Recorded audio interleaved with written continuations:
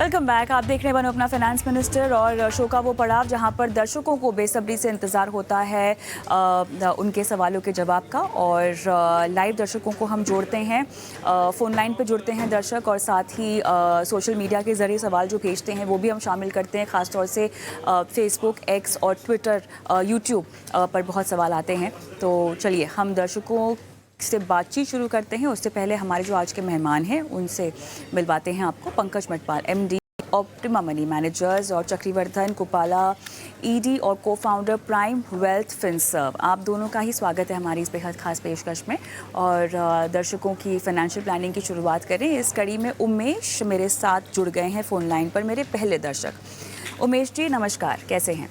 नमस्कार जी, अभी ठीक ठाक चल रहा है। आप लोग कैसे हैं जी? बहुत बढ़िया। कहाँ से बोल रहे हैं उमेश जी? हम कोलकाता से बोल रहे हैं मैडम। कोलकाता से बोल रहे हैं, ओके। गर्मी शुरू हो गई वहाँ पर बहुत ज़्यादा? ज्यादा गर्मी है, अभी तो 39 हो गया। फीलिंग्स तो 42 43 आ रहा है। ओहो हो, क्या करते हैं आप उमेश जी? हम प्राइवेट सेक्टर में सिविल इंजीनियरिंग में जॉब करता हूँ।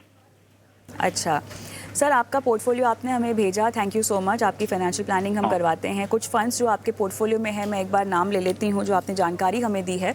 आईसीआईसीआई प्रू का ब्लू चिप है आपके पास, आईसीआईसीआई निफ्टी 50 इंडेक्स है, आईसीआईसीआई मल्टी एसेट है आपके पास, एचडीएफसी का मिड कैप है, टाटा का मल्टी कैप है, पराग पारिक का फ्लेक्सी कैप है, जेएम का भी फ्लेक्सी कैप है, एक्सिस का स्मॉल कैप है, क्वांट का स्मॉल कैप है। और 25 साल आप निवेश करना चाहते हैं, 3 करोड़ आपको इकट्ठा करने हैं।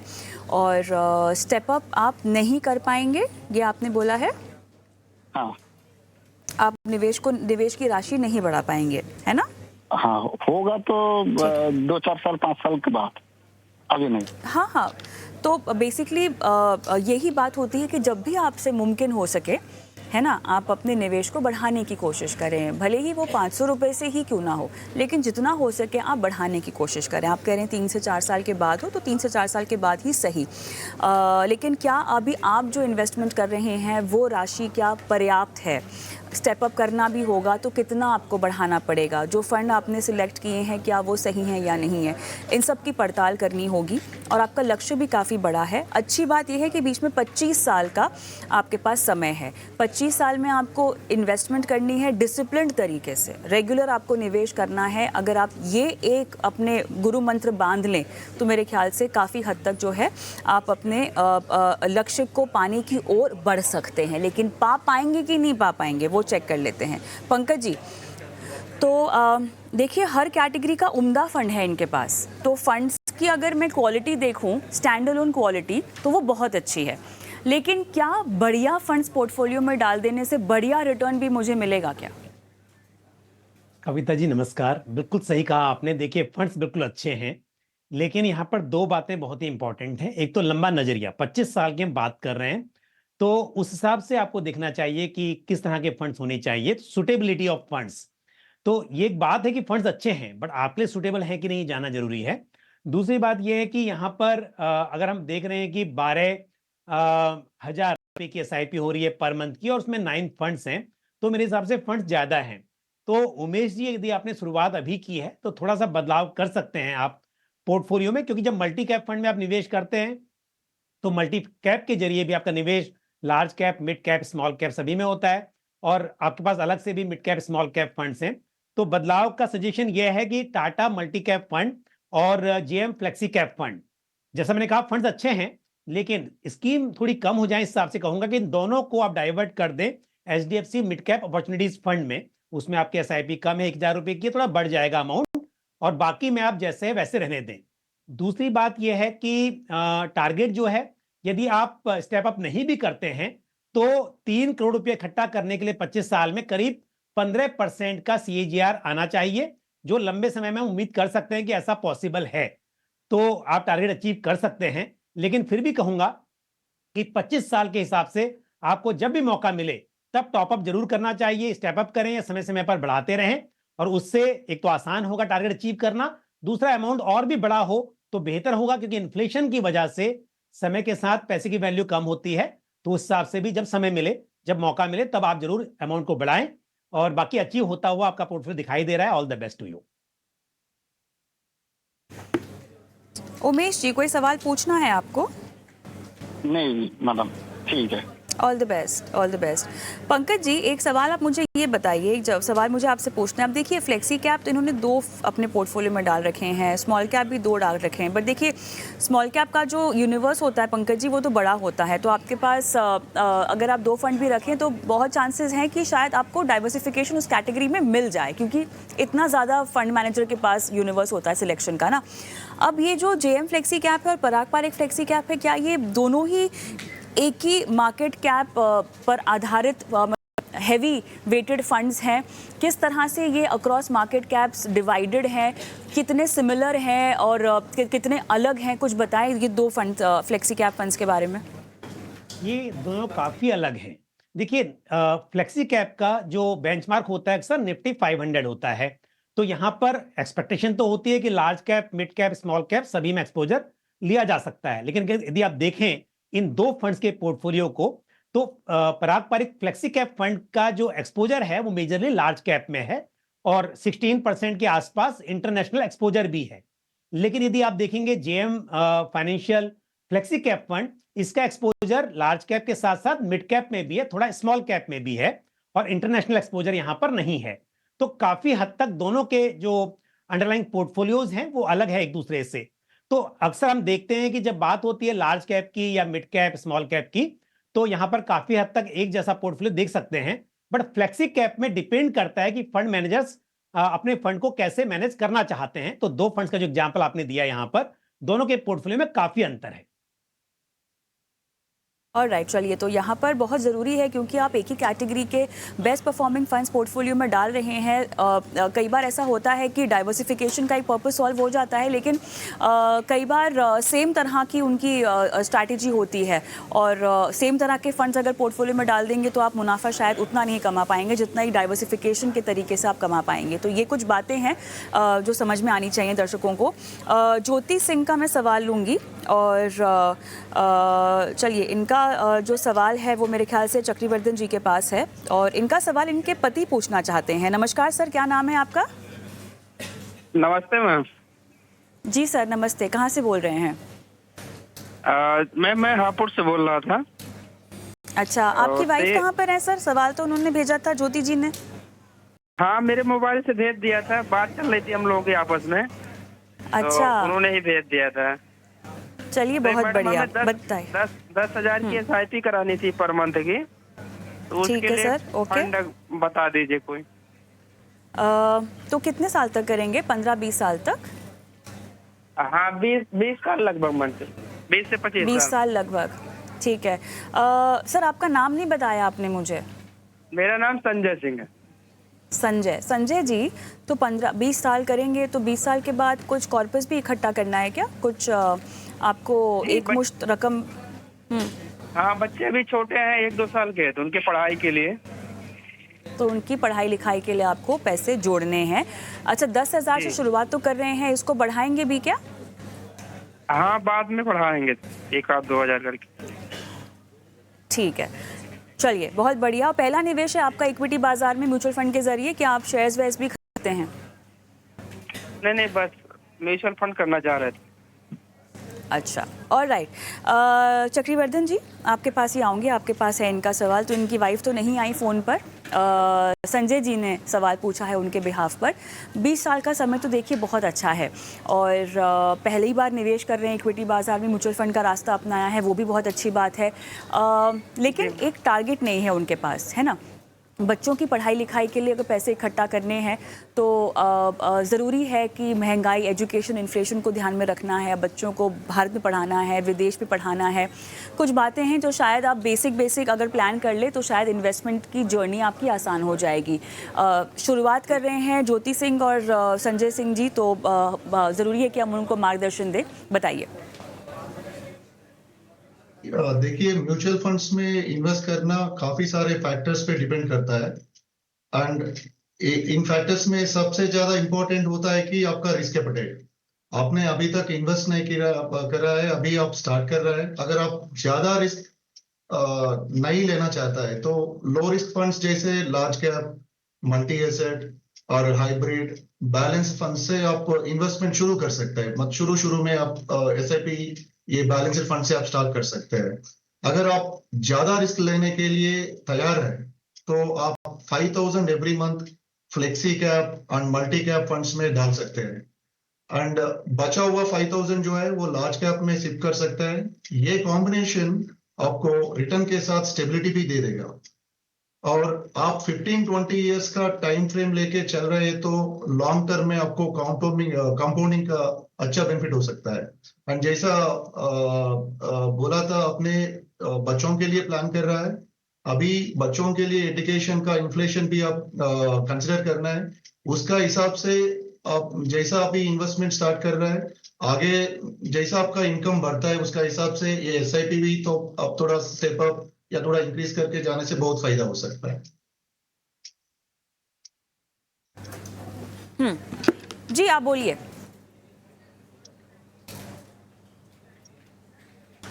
जी चक्रवर्धन जी। यस संजय जी, आपका और कुछ डाउट्स है? Sanjay ji is there line पे? नहीं, मुझे आपसे ये पूछना है तो एक बात बताइएगा, कहाँ पर आप इनको एक फ्लेक्सी कैप मल्टी कैप में आपने कहा है कि निवेश करें, लेकिन कौन से फंड आप रेकमेंड करेंगे? तो लॉन्ग टर्म में इनके लिए फ्लेक्सी कैप अगर इन्वेस्ट करना है तो अभी ये पारंपरिक फ्लेक्सी कैप आप देख सकते हैं एंड जैसा मल्टी कैप है कोटक मल्टी कैप है, कोटक मल्टी कैप भी देख सकते हैं।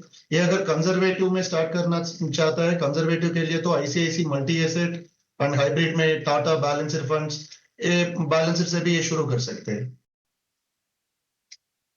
ऑलराइट, चलिए संजय जी, आपको ये सलाह दी जा रही है और जी देखिए, शुरुआत करना बहुत ज़रूरी है और मेरे ख्याल से वो आपने एक पहला कदम उठा लिया है। जो सलाह आपको दी गई है, जो फंड्स के नाम आपको दिए गए हैं, आप नोट नहीं कर पाए तो हमारा ये शो यूट्यूब पर भी जाता है, तो आप दोबारा से जवाब को सुनकर फंड्स के नाम नोट डाउन कर सकते हैं और धीरे धीरे करके अपने निवेश को बढ़ाइएगा, ये आपको ज़रूर ही करना है। आगे बढ़ते हैं। अमनदीप सिंह मेरे साथ फ़ोन लाइन पर है। नमस्कार। नमस्कार मैम। बताइए सर, कहाँ से बोल रहे हैं? मैम मैं बोल रहा हूँ यमुनानगर हरियाणा से। ओके। मैंने अपना 2 क्वेश्चन थे, एक पोर्टफोलियो भेजा था। पॉइंट इज कि मैं जो एसआईपी कर रहा था, मैंने 2017 एंड 18 ऑनवर्ड स्टार्ट करनी थी एंड वो सारी अलग अलग एएमसी से और उनकी ऐप से करी थी और अच्छा। 2 साल पहले मैंने शेयर मार्केट में भी स्टॉक्स बाय शुरू किया है थ्रू ग्रो ऐप। तो मैं ये पूछना चाह रहा था कि मैं वो सारी एसआईपी बंद करके ग्रो से दोबारा शुरू करूं और उनको रिडीम ना करूं तो कोई कंपाउंडिंग में कुछ फर्क पड़ेगा? ठीक है। और दूसरा यही वो फंड्स के नाम है ना, ये यही फंड्स है जिसमें आप सोच रहे हैं बंद करें? हाँ यस मैम। अगर कोई चेंज चाहिए तो you can also like let me know कि कोई चेंज करना चाहिए उसमें कि नहीं। ठीक है। पंकज जी के पास ये सवाल है, तो पंकज जी सवाल इनका बहुत इंटरेस्टिंग है। इन्होंने डायरेक्ट निवेश किया है तमाम फंड हाउसेस में, एसआईपी चल रही है।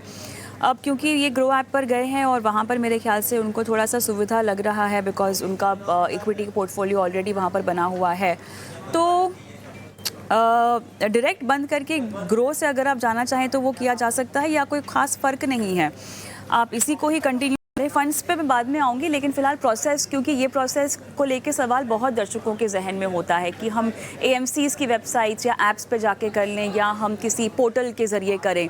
बहुत बेसिक सवाल है, क्या इसमें डिफरेंसेस हैं? कॉस्ट इफेक्टिव कौन सा तरीका है? खुद क्योंकि निवेश कर रहे हैं तो खुद ट्रैक भी करना होगा, क्योंकि एसआईपी तो देखिए आप ऑटो डेबिट की एक सुविधा है जो अगर आप डाल दें तो वो पैसे अपने आप कट जाते हैं, तो ऐसा नहीं होगा कि आपको हर महीना या अगर महीने की एसआईपी कर रहे हैं तो आपको ऐप पे जाना पड़ेगा और पैसे आपको डालने पड़ेंगे, वो अपने आप हो जाएगा। तो वहाँ तो सहूलियत है, लेकिन फिर भी एक जगह होती है जहाँ पे अपने पूरे पोर्टफोलियो को आप देखना चाहते हैं एक बार, है ना। एक कंसोलिडेटेड रिपोर्ट अगर आपको चाहिए तो वो कहाँ से मिलेगी? तो कुछ और सुविधाएं हैं जो शायद किसी एक पोर्टल से आपको मिल जाती है। वैसे म्यूचुअल फंड हाउसेस भी रिपोर्ट्स भेजते हैं, बट एक ही जगह पे सब नहीं होती हैं, है ना। बताइए। देखिए ऐसा है, पहली बात कि अगर आपने एग्जांपल दिया ग्रो ऐप का, तो एक फिनटेक प्लेटफॉर्म है, तो फिनटेक प्लेटफॉर्म आप चेंज करें या अपना डिस्ट्रीब्यूटर चेंज करें, इससे आपकी कंपाउंडिंग पर कोई फर्क नहीं पड़ेगा। ऐसा किया जा सकता है, लेकिन करना है कि नहीं करना है वो आपको डिसाइड करना है, क्योंकि यदि मकसद ये है कि सारे फंड्स एक जगह पे देख सकें तो उसका आसान तरीका है, आप CAMSonline.com पर या फिर उनके ऐप पर जाएं। कैम्स जो है वो म्यूचुअल फंड का रजिस्ट्रार एंड ट्रांसफर एजेंट है। तो कैम्स की वेबसाइट पर आपको ऑप्शन मिलता है, कैम्स और के फिनटेक दो रजिस्ट्रार हैं, दोनों का कंबाइंड स्टेटमेंट डाउनलोड कर सकते हैं। आप सिंपली अपना ईमेल आईडी इनपुट करेंगे और अगर आपका ईमेल आईडी सेम है सभी फंड्स में तो सभी का कंबाइंड एक स्टेटमेंट आपको मिल जाएगा एक ही जगह पर। तो जो आपकी दुविधा थी कि आपने अलग अलग जगह पे किया है पर एक जगह पे देख सकते हैं, तो आप सिंपली बिना डिस्ट्रीब्यूटर या बिना अपना फिनटेक प्लेटफॉर्म चेंज किए हुए कैम्स या कार्वी की वेबसाइट यानी कि के फिनटेक या कैम्स ऑनलाइन पर जाकर आप अपना पोर्टफोलियो एक ही जगह पर पूरा देख सकते हैं।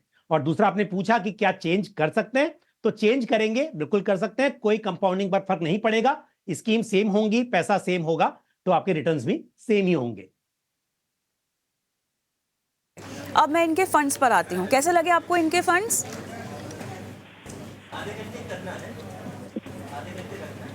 पर एलोकेशन जो है वो स्मॉल कैप में अराउंड 38% है टोटल पोर्टफोलियो का। तो मेरे हिसाब से ये सही नहीं है, क्योंकि अच्छे मार्केट में तो अच्छा लगेगा आपको कि स्मॉल कैप का रिटर्न बहुत अच्छा है, लेकिन इससे रिस्क बहुत बढ़ जाता है। तो थोड़ा सा स्मॉल कैप में एक्सपोजर कम करना चाहिए और मिड कैप में एक्सपोजर कम है, वहां पर थोड़ा बढ़ा सकते हैं। तो थोड़ा सा एक्सपोजर जो है उसको आपको थोड़ा पोर्टफोलियो को बैलेंस करने की जरूरत है। स्कीम्स अच्छी हैं। एक और सलाह है, इंटरनेशनल फंड में अमनदीप जी आपके पास है PGIM India global equity opportunities fund. मेरे हिसाब से इस एक्टिव फंड की जगह पर यदि एक पैसिव इंटरनेशनल फंड को शामिल करेंगे तो ये अच्छा रहेगा। ICICI प्रूडेंशियल नेस्डैक 100 फंड, ये फंड मेरे हिसाब से बेटर चॉइस होगी। तो ये स्विच कर सकते हैं आप, यहां से आप निकलकर और पैसिव इंटरनेशनल फंड में जाएं और स्मॉल कैप में एक्सपोजर को कम करें। All the best Amandeep. Abhinish मेरे साथ मेरे अगले दर्शक फोन लाइन पर हैं। नमस्कार। नमस्कार मैडम, मैं धर्मशाला से बोल रहा हूँ, हिमाचल प्रदेश। नमस्कार जी, नमस्कार, बताइए सर। जो मैंने अपना डिटेल जो है पोर्टफोलियो की भेजी है वो मतलब ठीक है या नहीं ठीक है। मैं अपने 2038 तक मतलब 1.5 करोड़ रुपए कर सकता हूँ कि नहीं कर सकता हूँ, वही जानना चाह रहा था। ठीक है, ठीक है। सर खुद जोड़े हैं ये सारे फंड्स? हाँ मैम। ठीक है, सब एक साथ ही ले लिए थे, एक एक करके जोड़े हैं? एक एक करके जोड़े हैं। कुछ फंड जो है अभी लेटेस्ट ही मतलब 6 महीने 7 महीने पहले ही जोड़े हैं। अच्छा, तो जब भी आपका निवेश बढ़ाने का मन किया तो आपने एक फंड जोड़ लिया, ऐसा है? हाँ मैम। हाँ, चलिए, बहुत सारे फंड्स हैं। कैसे आप ट्रैक रखते हैं, खुद ही रखते हैं ट्रैक पोर्टफोलियो का? हाँ खुद ही, बस मैंने ले लिए फंड, बस अभी यही जानना चाह रहा हूँ कि ठीक है या कम करूँ इनको, ये ज्यादा तो नहीं हो गए? 10 फंड्स तो हैं, 10 फंड्स तो हैं। 20,000 की आपकी SIP चल रही है और आपको कितना इकट्ठा करना है, कितना टारगेट अचीव हो सकता है, ये भी आप जानना चाहते हैं। कितने साल तक रुकेंगे? हाँ, 1.5 करोड़ चाहिए, राइट। हाँ, 2008, ओके, राइट, क्लैरिटी है, ओके, ठीक है। चक्रवर्धन जी, आपके पास है इनका सवाल। फंड्स कैसे हैं? 10 फंड्स हैं, बहुत ज़्यादा नहीं है आपके मुताबिक? बहुत ज्यादा है। देखिए, आपके पोर्टफोलियो मेरे हिसाब से ओवर डाइवर्सिफाइड लग रहा है। 4 से 6 funds based on your risk and return profile आपका पोर्टफोलियो के लिए काफी होता है। आपके पोर्टफोलियो में अभी 10 फंड्स है और इनमें से कुछ फंड्स की कंपनीज ओवरलैप करेंगे, जिससे आपको डाइवर्सिफिकेशन का बेनिफिट नहीं मिलता है, वो मिस हो जाएगा। तो मैं ये सजेस्ट करूंगा कि आप और ज्यादा स्कीम्स में एंटर ना करें। इसके साथ आपने small cap, mid cap, flexi cap funds में टोटल मिला के लगभग 10,000 मंथली सिप कर रहे हैं। ये हाई रिस्क फंड्स है और ये काफी वोलेटाइल होता है। मेरी माने तो आप अपना एक्सपोजर इन फंड्स में थोड़ा कम करें एंड हाई रिस्क फंड्स को पोर्टफोलियो के 20% वेटेज से ज्यादा ना करें। इससे आपका पोर्टफोलियो का स्टेबिलिटी मिलेगा। आप बात करते हैं आपका इन्वेस्टमेंट अमाउंट की, तो अभी आप जो मिला था मेरा वो 2,12,500 आपने इन्वेस्ट कर चुके हैं। उसमें 22% रिटर्न आ गया करके रिपोर्ट आया था मेरे पास आपका फाइनेंशियल प्लानिंग के लिए। तो लगभग आपका अभी अमाउंट है लमसम अभी तक जो भी सिप करा था उसका हिसाब से 2,59,000 अभी है। एंड आपका गोल है 2038 तक 1.5 CR आपने एक अमाउंट कार्पस प्रिपेयर करना है। तो यहाँ पे ना कंजर्वेटिव में आप देखेंगे 12% या 15% उसका हिसाब से। अभी जो लमसम अमाउंट यहाँ पे 2,59,000 है, ये और 14 साल में मतलब अभी 2024 है, आपको चाहिए आपका कार्पस 2038, 14 साल है। ये 14 साल में आपका जो ये 2,59,000 अभी तक जो लमसम पड़ा हुआ है वो बनेगा आपको 18 लाख। ये 15% अगर वर्कआउट होने से लॉन्ग टर्म में, अगर ये 12% अगर वर्कआउट हो गया, वो 12% का हिसाब से ये 12 लाख तक ही होता है। एंड मार्केट्स ने लास्ट कुछ सालों में आपको ये 2-3 साल में अच्छा रिटर्न्स दिया है। एंड जैसा ही आप इतना फंड है इसमें, मैंने PSU फंड भी देखा है आपका, आप रिटर्न्स चेंज कर रहे हैं, नहीं तो आप कैसे ये फंड्स आप चूज कर रहे हैं एक बार आप चेक करना पड़ेगा। एंड अभी आपका 2038 में 1.5 करोड़ अचीव करना है, तो इवन इट इज 15% आपकी मंथली 20,000 SIP और बढ़ाना चाहिए 2038 में। और ये अगर 12% पे अपन कैलकुलेट करेंगे 33,000 तक का लगभग 33,500 SIP करना है यहीं से। तो अगर आप इमीडिएटली तुरंत ये सिर्फ अगर इंक्रीज नहीं कर पाएंगे तो 15% आप टॉप अप सिप करके भी ये आप अचीव कर सकते हैं 1.5 CR बाय 2038। एक लास्ट चीज और मैं आपको कहूंगा कि आप अपने सिप का अमाउंट बढ़ाना चाहते हैं तो और ज्यादा pure equity mutual funds consider ना करें, अच्छी रेटिंग्स वाले हाइब्रिड फंड्स को कंसिडर करें। ये आपका पोर्टफोलियो का स्टेबिलिटी प्रोवाइड करेगा। ऑलराइट, अभिनीश, क्या आपको सलाह समझ में आई है? मैडम इसमें जो 4-5 फंड बता रहे हैं, ये कौन से फंड रखूं मैं इनमें से 10 में से? वही पूछना बिल्कुल, चाह रहा था। नाम बताइएगा चक्रवर्धन जी, किन फंड्स में रहना है इनको? ठीक है, अभी ये फंड्स में ना 10 फंड्स है। 10 फंड्स में ICICI Pru equity and debt fund जो है ये वैसे भी और 15 साल तक निवेश करने के लिए तैयार है, तो इसका जरूरत नहीं है। HDFC हाइब्रिड इक्विटी फंड रख सकते हैं।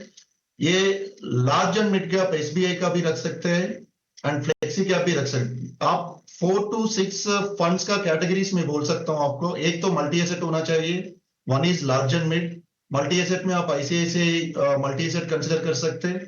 लार्ज एंड मिड में आपको SBI है, इफ नॉट SBI या बंधन लार्ज एंड मिड, बंधन कोर इक्विटी करके वो भी कंसिडर कर सकते हैं। एंड मल्टी कैप एक फंड है, आपका पोर्टफोलियो में मल्टी कैप नहीं है, इधर महिंद्रा और कोटक मल्टी कैप आप कंसिडर कर सकते हैं। एंड आपका 15 साल का टाइम है, आप बिजनेस साइकिल का फंड भी देख सकते हैं, क्योंकि थीमेटिक फंड्स अगर आपका पास लॉन्ग टर्म टाइम है 15 साल या 12 साल, ये बिजनेस साइकिल फंड आपको अच्छा रिटर्न ऐड कर सकते हैं आपका पोर्टफोलियो में। Alright, all the best Abhinish. Lakhwinder ji का सवाल मैं लूंगी, लेकिन उससे पहले चलिए वक्त हो चला एक छोटे से ब्रेक का, और ब्रेक के उस पार और भी दर्शक हैं जिनके सवालों के जवाब हमको देने हैं, और साथ ही निवेश का गुरु मंत्र जो कि हम पेशकश लेकर आते हैं वो भी एक छोटे से ब्रेक के बाद।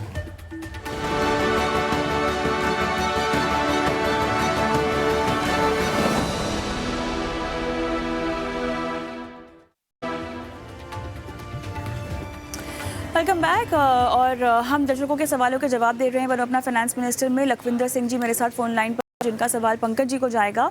नमस्कार लखविंदर जी। नमस्कार जी। सर, आपने मेरा एसेट का emerging blue chip, Nippon India small cap, Kotak flexi cap और महिंद्रा मैन्युलाइफ का लार्ज एंड मिड कैप लिया हुआ है। 20,000 की आप SIP कर रहे हैं। सर, लॉन्ग टर्म मतलब कितने, 10-15 साल की बात हो रही है? ये मैम ऑलरेडी मैं इसमें 8 से 9 साल हो गए इसमें। अच्छा, इसी पोर्टफोलियो में डालते हुए, और आने वाले 8 से 10 साल तक और लगाना है इसमें। ठीक है सर, तो मुझे आपसे बस ये जानना है, कोई कॉर्पस इकट्ठा करना चाहते हैं आप? नहीं, मेरा अभी मतलब जो है रिटायरमेंट के लिए मैम जी पैसा सर। तो रिटायरमेंट के लिए कितना समय होगा सर?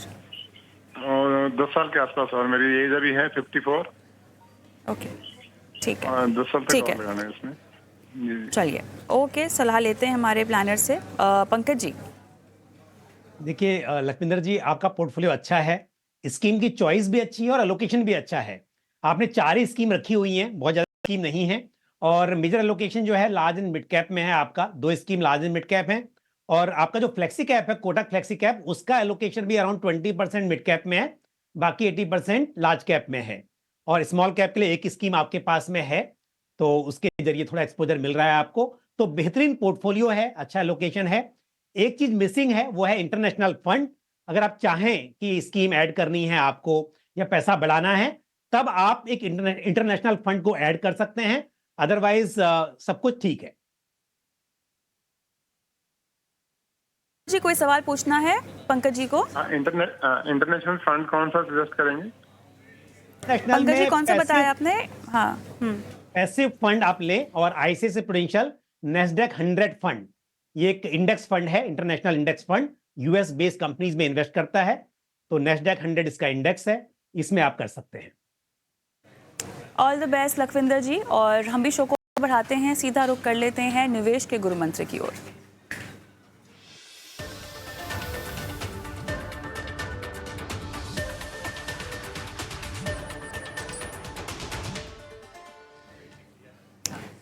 और राइट, पंकज जी बताइए, आपका आज का गुरु मंत्र क्या है?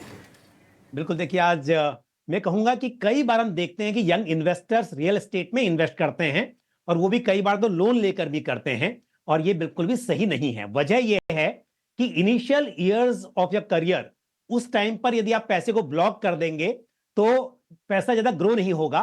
इससे बेहतर है कि शुरुआती दौर में कैपिटल मार्केट में आप इन्वेस्ट करें, इक्विटी में इन्वेस्ट करें, अच्छा वेल्थ क्रिएट करें, ताकि मिडिल एज में आपके पास ज्यादा पैसा होगा, तब आप और भी अच्छा घर खरीद पाएंगे। तो शुरुआती दौर में घर खरीदने पर फोकस ना करते हुए ज्यादा ग्रोथ पर ध्यान दें और कैपिटल मार्केट में पैसा लगाएं।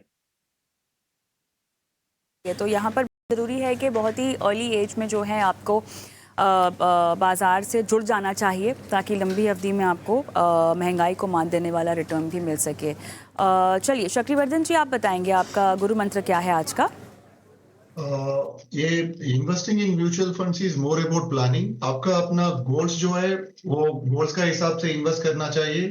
एंड मैंने देखा था जो भी लोग अभी अभी नया मार्केट्स में इतना प्रॉफिट्स देके एंटर हो रहा है, वो बहुत सारा टैक्स जो भी मिल रहा है, like Groww, so many platforms are available. तो वो लोग, उनका रिस्क क्या है वो छोड़ के वो रिटर्न्स चेज करने के लिए, जहां पे ज्यादा रिटर्न है, एक साल में 100% बढ़ गया, एक फंड ने 50% दे दिया, उसका हिसाब से पैसा वहां पे इन्वेस्ट कर रहे हैं। जब भी मार्केट में थोड़ा सा भी करेक्शन आ जाता है, ये लोग बहुत पैनिक हो जाता है। एक बार गलती से भी वैसा करेक्शन में पैनिक हो गया तो जी में ये लोग फिर मार्केट पे भरोसा रख के इन्वेस्ट करने में वो भरोसा उनसे निकल जाता है। अभी लॉन्ग टर्म में म्यूचुअल फंड्स पे जब भी आप इन्वेस्ट कर रहे हैं, एक आप गोल्स पे फोकस करना है, सेकंड वन इज आप रिटर्न्स का, जो भी रिटर्न्स एक्सपेक्ट कर रहा है वो रियलिस्टिक होना चाहिए आपका रिटर्न्स।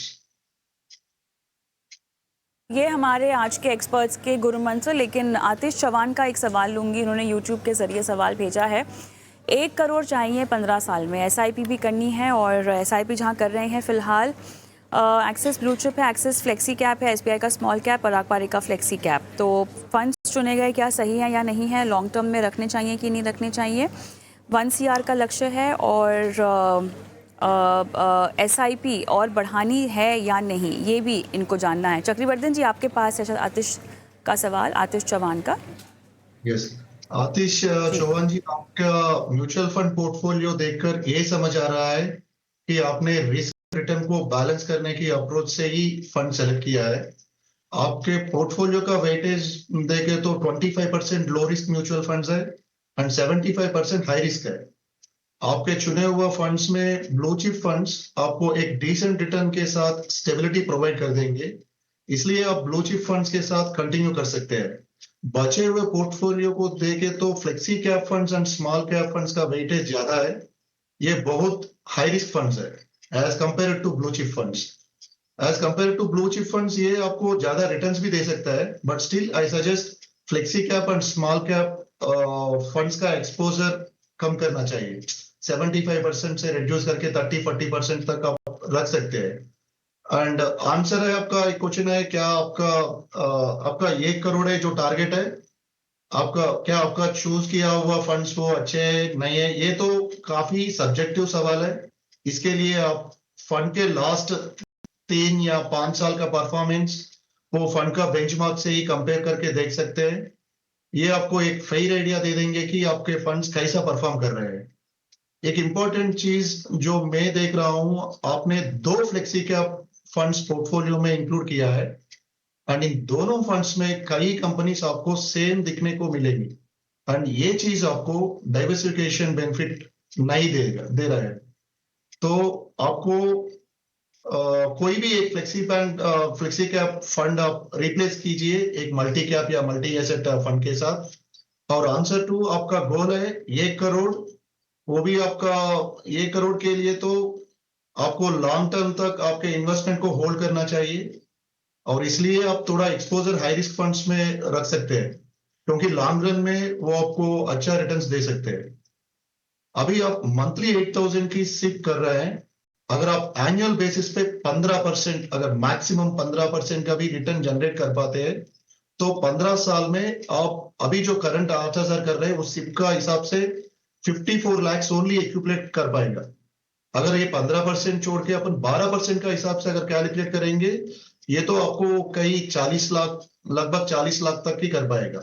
अगर 1 करोड़ का गोल है ये अचीव करना है, इसके लिए सिप अमाउंट बढ़ाकर 15,000 करना होगा। ये भी 15% एनुअल रिटर्न से आपका 1 करोड़ जमा कर लेंगे। अगर 12% का हिसाब से मैं अगर थोड़ा कंजर्वेटिव, क्योंकि मार्केट में 10 साल में 15, 18, 20 भी नहीं है, 12%, 10% पे कंजर्वेटिव कैलकुलेशंस भी करना चाहिए। अगर आपका 1 करोड़ कंपलसरी चाहिए या आप 10 साल की जगह 12 साल या 13 साल वेट करना है या 10 साल में ही चाहिए तो कंजर्वेटिव कैलकुलेशन करके आगे बढ़ना है। तो जी आप अगर 12% का हिसाब से तो 20,000 करना होगा। आंसर 3 आपका ये कुछ फैक्टर्स का ऊपर डिपेंड होता है, बट अगर मैं जनरली तो आप एग्जिस्टिंग फंड्स के अलावा एक मल्टी कैप, आप महिंद्रा मल्टी कैप ले सकते हैं, टाटा बिजनेस साइकिल में सिर्फ शुरू कर सकते हैं। चलिए और राइट, मेरे ख्याल से समय समाप्त हो चुका है, लेकिन आतिश चौहान को उम्मीद करते हैं कि सलाह समझ में आ गई हो और इसी के साथ आपका और पंकज जी आपका भी बहुत बहुत धन्यवाद, समय निकाला, दर्शकों का मार्गदर्शन किया।